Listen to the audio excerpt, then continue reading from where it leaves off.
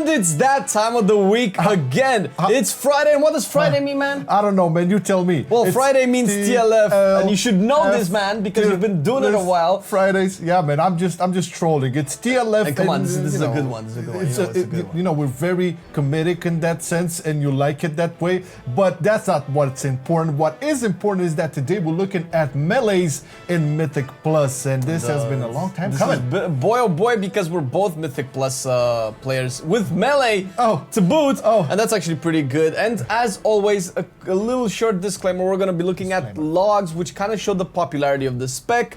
Just as a shout out to you guys, all the specs have cleared 20 plus keys, and even the bottomest of the specs are at least 22-ish, and climbing higher and higher. And that just means just play whatever, but we're going to look at what people play the most and what people seem to get the highest keys with. Yeah, and we sort of have experience with all of these melees more or less, and we have, you know, a little tits and bits to add on everything. Tits? What? Hold on, that's not what I said. All right, cut it out. Now, you know, in order to be a good melee in Mythic Plus, you have to have really good add-ons, and those add-ons need to be updated on time. And how do we update add-ons on time? Flame, you tell the people. You use the CurseForge application, which is super awesome. We've been with the CurseForge boys and girls since forever. October, November, ever since they've been out, and there were a couple of iffy people not really liking the app, but it's actually been pretty good. We had absolutely zero problems with it so far.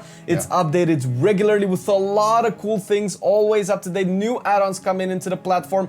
The content creators of the add-ons are actually being repaid for all of their work, so it's actually a really good platform to support them as well. With only one button, you get to update all of your stuff, really quick, really simple. You can always just close it if you don't want to run in the background and all that good stuff. Yeah, and if you want to download our add-ons or the list of the add-ons we use, you can check the link in the description. There's a page there with all of our add-ons, and if you have the CurseForge client installed, you just hit one button and they're gonna start installing for you. And after that, you can go watch the add-ons video to get them all sorted out and stuff. But after you watch this one, so thank you CurseForge for supporting the content that we do. And now let's go and talk about Arms Warrior. Hot damn, Arms Warrior. Arms Warrior climbs, man, and this is weird because I think I should have looked at it, man, because I was looking at the research really quick, but there was so much to catch on. I didn't really check to see if the top Arms Warriors are actually Kyrian or not.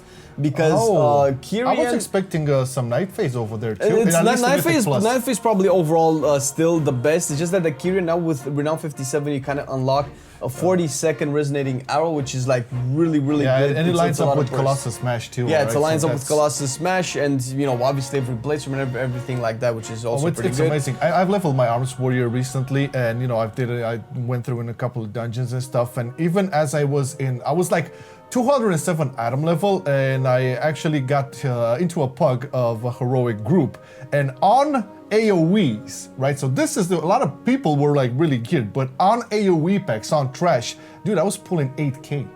No, so 207 arms were is like, whoa! AoE for arms is always really good, but it was always bursty and around cooldowns. Outside of cooldowns, you don't really have a lot of AoE, but with the cooldown reduction of a resonating arrow, or if you play the Elysian Might Fear of Bastion, not resonating arrow. It's fine. I play Hunter. He's played too much Hunter. It doesn't matter. But also Ancient Aftershock as well, because I play Night Phase. It's also really good. It knocks shit up, but arms is good, and I don't think it got too many buffs. It did get a couple of buffs, but I think probably the most reason why arms is so high up is because people actually play arms. Yeah, definitely. So that just goes to show you that the specs were always good. People just didn't play them enough. I mean, also if you look at the Mythic Plus leaderboards, you're gonna see a lot of comps with Arms Warrior over there as well. Pretty much in the top. The only reason why it's not S tier is because we have to make a distinction between what is actually S tier and what is, you know.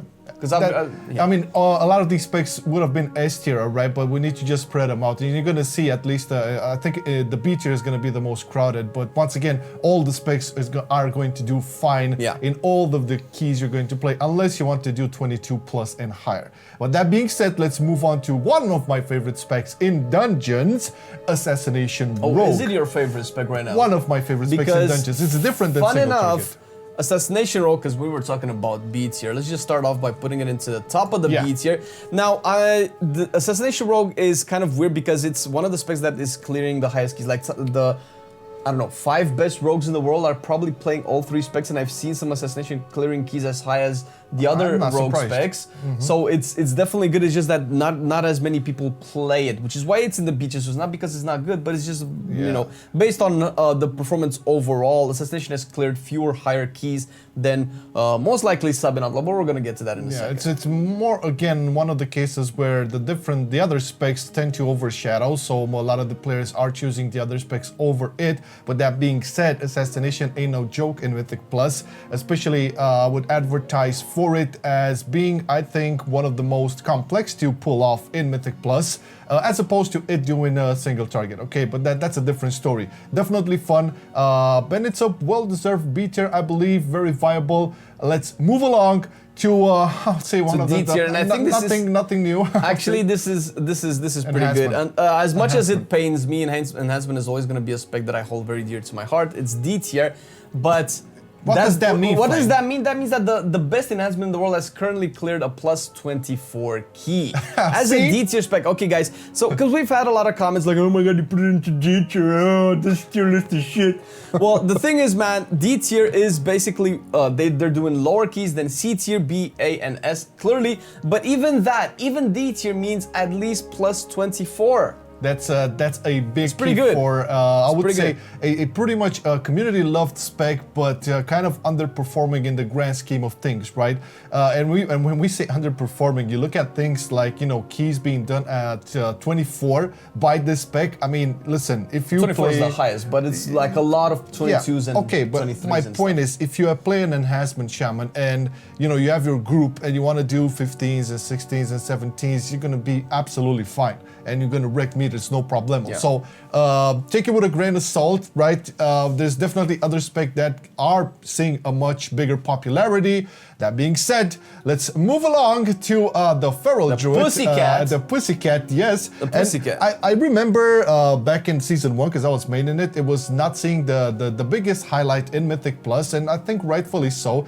People have slept on a couple of things regarding Feral, and it was not that popular, but since then, I think it really moved up a notch, and I will take the honor. Yeah, because I remember always ranking it to C and D tier. Now it's a very strong B tier. It's coming up. It's coming. It's definitely coming up. I know Feral has a bad reputation because it's mainly a community perception thing. I'm sure of it because I played it. I've seen what it can do. It can definitely deliver. And surprise, surprise, what's the biggest key Feral did? I didn't have the chance to check, but it's probably all of them are probably around 22 and higher. I would assume. It's you know similar to Assassination Rogue. It's not an easy toy to pull off. You know, it's this whole playstyle of, you know, maintaining and snapshotting blades all over the place and, you know, rotating cooldowns. I honestly don't know if Feral still plays Night Fae, at least in Mythic Plus. I do believe they probably play Kyrian more. I'm not sure about that, but needless to say, a strong B tier over there definitely went up from the past. So I'm happy for the Ferals. Now, next up is Frosty. Frosty was a little bit hard to place because it's performing really well, but it was just a smidge below the B tier specs. All of the specs that are kind of revolving around the same type of performance and popularity, Frosty was just a smidge below that. Probably because most likely Unholy is doing a little bit better. But Frosty is like we keep saying every time, it's not a bad spec. It's weird, a little bit weird in dungeons because Breath of Sindragosa is a very strong spell and very hard to pull off, which is probably why it's keeping people. Yeah, it is fun. It's probably what's keeping people from actually playing more Frost DK because it's just hard to keep that uptime. You have to really be on point with your uptime, with your sticking to the butt of the mob, because that has to happen. And obviously if you get stunned or silenced or anything like that, then that kind of messes your day up a little bit. But that's your fault. Now, that being said, we have to move along to the Mr. Fury Warrior, which this is my biggest surprise. I honestly believe Fury Warrior was going to take arms in Mythic Plus, but surprise, surprise, not really. Well, not in the highest keys. I think it's a very good chance that Fury Warrior would have been a little bit more popular than arms if the World First race wasn't so heavy with arms warriors. Well, heavy, I say heavy, but like a bunch. But Fury is very consistent. I don't know if it's weaker than arms. I cannot see how it would be weaker than arms. It might not have the same amount of AoE burst, although it is pretty good, but it has more AoE consistency. That's the thing. So although you don't rely on Blade Storm all the time, you still have pretty much Whirlwind Cleave all the time. Yeah, I mean, it's definitely, I would say, much more way forward spec out of the two. Plus, you have to keep in mind that Arms Warrior are also doing super great in the raid, and a lot of these Mythic Plus players are also playing in the raid and not switching specs because of it. So in terms of popularity, I can see why Arms Warrior would be a little bit higher than Fury, but in terms of numbers, I kind of doubt it. It's either they're on the same par or maybe... They're very, the thing is they're very close together, but we have to make a decision, like what is A tier, what is B tier, where do you draw the line? So based on popularity, it was just a little bit behind, a little bit behind. But okay, so it's B tier, so it's up there, you know, 15s, no problem. Now, the Demon Hunter, which I'm curious what builds they play nowadays in Mythic Plus. Is it Momentum? I think that the best one that was simming, well, last time I checked it was Momentum. I definitely see people being able to play Demonic as well because it's still very high consistency. Momentum I think just has a lot more burst, which is probably good. I guess it depends on the type of the group that you're playing. Sure. I don't know exactly where in B tier Havoc is, I think, because some of the highest keys have Havocs in them. Yeah. But overall, over the span, I think probably because Momentum is the best build and it's very hard to pull off, so only like the creme de la creme players can get super high damage with Havoc. I can see it being a little bit less popular because of that. You know, sometimes I think I mentioned this in our Mythic Plus range. Sometimes when you want to push a lot on the keys, you don't really want that super high complicated. You want that fluid, that smoothness, that fast less thing. Risks. Yeah. And some of the specs that you'll see actually are benefiting from that a lot. But nevertheless, DH and B tier over there, pretty solid space. Now let's get to the king, the former king. The former king. It has been dethroned. Oh yeah, it has been dethroned. Where is it now, man? Where do you think Outlaw is? The thing is, I mean, Outlaw Rogue, okay? Outlaw Rogue is like, I think it's... You've played it? I played it, yes. It's out of the three rogue specs, Outlaw still has the best profile in terms of cleave and AoE and pretty decent single target. I would say there's a lot of reasons why Outlaw is not S tier anymore. We can have the similar argument in terms of like Arms and Fury, because Outlaw is not doing that great in the raid when it comes to the other specs. Enough. And it doesn't get the daggers. Yeah, it doesn't benefit from the daggers also, but the thing is, the rogue spec that we'll see shortly does have now really good AoE damage and also single target, which Outlaw doesn't. I mean, it has good single target, but it cannot compare to the other spec we're gonna go through. I mean, it's pretty obvious what spec we're talking about. I mean, S tier is pretty much clear, and not talking about S tier, we're gonna go to Red Paladin. Oh, and let's rip it off really quick. Let's rip the band-aid.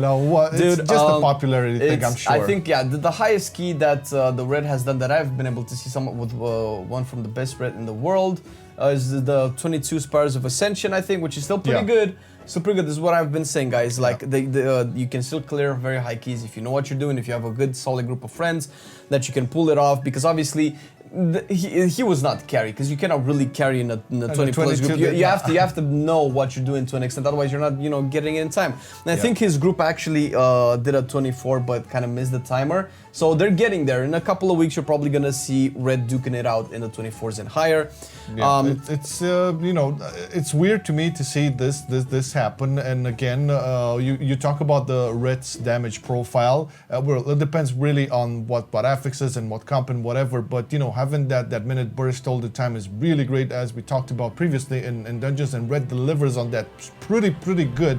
I don't know, maybe it's just the fact that, it kind of lacks a little bit on mobility, and sometimes you really need to be really speedy to go through a lot of these dungeons.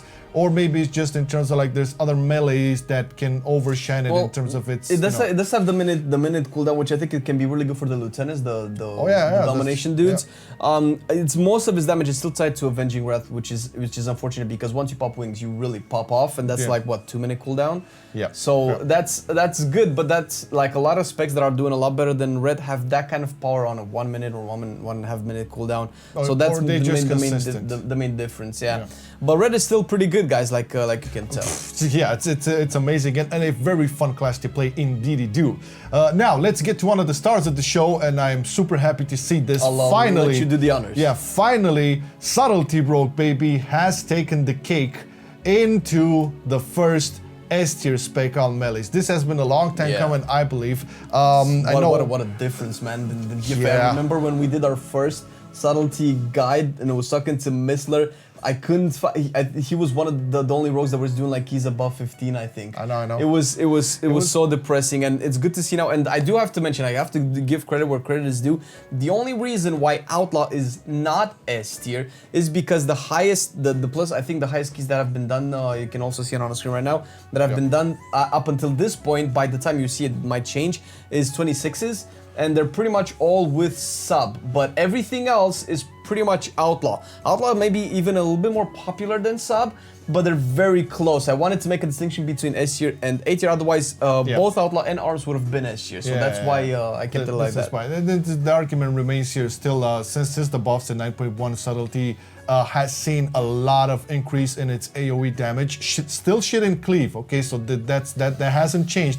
But the real deal breaker is its AoE damage and also its single target, you know, on bosses. So that comes really in handy when compared to Outlaw. That being said, the damage differences aren't that high. I mean, Flame kind of put it correctly there. Probably Outlaw is still the more popular in most of the M+ groups. Just the biggest key in popularity is on Sub Rogue. And I think probably because is also one of the best in the raid. Now. Yeah, the problem maybe everybody's getting yeah. So there's another thing. Yeah, the Sylvanas daggers, you know, deal shadow damage. Subtlety Rogue has this Conduit Dipper daggers, which increases shadow damage. There's a synergy there, so obviously the numbers will pop off. And also the blood set, the Shards of Domination. This is only raid, okay, I know, but this also is really good because that also deals shadow damage. Just a side note, okay, for raid. Yeah, so if that's really good for sub, that's probably where they farm more shards. So they would probably have the DPS shards that actually work in dungeons at a higher level. Next up, the Flame main. Oh baby. my God, I gotta say, this is definitely Survival Hunter has been my main for this patch. Kicking and I still don't feel like I want to drop it, even though it has glaring issues in single target, as opposed to other specs. Like no matter how hard you try, you're definitely gonna hit a little bit of a wall. But it does feel better and does feel better than enhancement. And right now, I am happy for the first time, and ever since we did tier list, it's not C or D tier. Oh my God, man! It's around D tier. I don't know where. I feel like it should be probably a little bit behind Fury and Havoc. Although, survival AOE is crazy. It has uncapped AOE, and obviously, if you're playing Kirin right now and you have mechanicals, which I'm actually gonna unlock today because I've been a lazy fuck, you get that insane crazy burst every 40 seconds with extra crit. It's so good. And even with the single target damage issues, they kind of have been fixed. I mean, as much as I felt it, if you get the spear from the raid, ever since I looted that spear, my AoE has improved a little bit, but I think my single target has improved a little bit more. So I've been feeling a lot better with that. Obviously, you have to raid to get it. Mastery is still a goddamn shit stats. The less of it you have and the more haste you have, the better, like considerably. Like you can be the same eye level. If you have less mastery than another survival hunter, then you will do a lot, just because mastery is just pretty poor, especially Mythic Plus, when all of your damage is in wildfire bombs that benefit 0 from your mastery. It's probably one of the only DPS specs probably only the only DPS specs in the game that has its best spell not have any damage from mastery. Oh man, well they seriously need to look at these stats on these specs, especially survival. But listen, at the end of the day, it has risen, same as Feral. So I'm happy for these specs. You know, a well-deserved and you know finally coming home to a good spot in the Mythic Plus scene, right? B tier is no sneeze, and I've seen it deal some crazy ass damage in dungeons. Don't give me no shit on survival. All right, now let's move along to Unholy Decay, which I still believe it's retaining a good position. It's a good spec. I think it just got outshined by some of the melee kings right now in Warrior and Rogue. That I don't feel like it lost too much. The benefits of Unholy is, and obviously depends on how you play it, is how often you can have your cooldowns up, and it does have a large AoE. I don't know if it's uncapped, but it does scale really well with pools, so it kind of depends on what groups you have, and most groups that push hierarchies just don't have that many DKs, unfortunately. But I don't see how Unholy is a bad spec. Currently, in terms of popularity, it's around B tier. It's like right here with all the boys. Like, I don't know, it's probably doing a smidge better than Survival, I would say. It's the 10. but because single target Unholy is really good. I would expect a big prowess on AoE too, but yeah, you know better. You play all the DK specs. I mean, it's decent in a decent position nevertheless, right? It hasn't dropped too far from where it was, but it's retaining, you know, super solid ground. So respect to Unholy, and now for the last star of the show. Oh boy, how many people Windwalker. cried that it might not be as good in 9.2, and right now 9.1. It's fine. It's we're putting our energy there to get a 9.2, but Windwalker is still, and I think it was pretty high when we did the raid tier as well. Yeah, I mean, Shadowlands was a really good expansion for Windwalker in all departments. I would say, you know, raids, dungeons, PvP everywhere, and you know this spec has suffered for a long time in all the departments. Probably less in PvP in the past, but now, dude, it's crazy. Well, the top group that cleared the highest key has a sub and a Windwalker. Oh well, there you go. You're stacking everything that you can. But it's the mechanics of it. You know, spinning crate kick. You know, the stacking that motherfucker, and you know, having the proper build and knowing, because it's not easy to pull off. Like gaining those stacks, making use of your Earth, Wind, Storm, and Fire. Earth, Storm, and Fire. Storm, Earth, and Fire. Fear and ground on we know it. We know it. You know, making sure how to use that and then getting those stacks. It's so fun. It's amazing to play. One of the specs dear to our heart, and you know, not easy. But once you pull it off, once again, we're strong advocates for that. It can deliver insane amounts of damage. Even if you play Dance of Chi and you get that proc with the stacks, just forget about it. The damage meter is gonna be insane. And forget about it. Yeah, and it definitely deserves its S tier place over there. And I don't know. This is kind of how the tier list is looking at the moment. We're still not really we're kind of still at the beginning of the season. We're only like a couple of weeks in, a month or so. It will probably still change because people still want the gear, right? To get that eye level higher and higher, but this is kind of how it looks, and I think it's pretty fair. Once again, we can show you on the screen right now the logs for everybody that's cleared keys right now, and all of the specs are pretty balanced. The same way that they were a week ago when we did the range one. They're kind of still the same right now with melee as well. Everybody is doing really good. Obviously, there's always going to be differences between the top and the bottom, but that's in like all aspects of life, so that's fine. Whatever you want to play it. But if you really want to know how good your spec is doing against everybody else, this is kind of how it looks. Yeah. This is an overall chart based on more or less the popularity and the biggest keys to the lowest keys, and all of these specs have pushed 22 plus.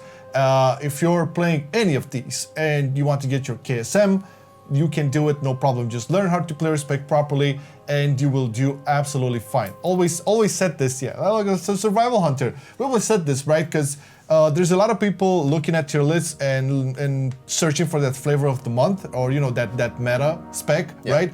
And you switch to that and you don't really master it, or you don't really learn it, as opposed to the spec you actually love and started out with, and you do worse on the meta spec than the actual spec, the original spec you wanted to play on with, right? So just stick to your guns.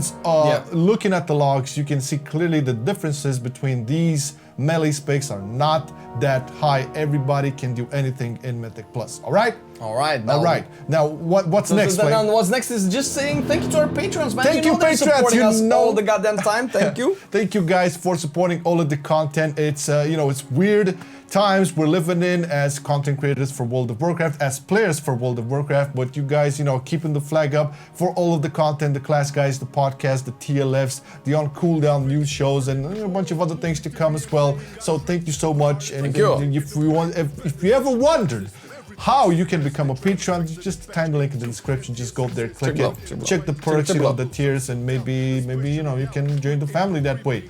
Other than that, we wish you a Merry Christmas. Not really, but a very great weekend ahead. All right. Take care, everybody. All right. Bye. Awkward smiles.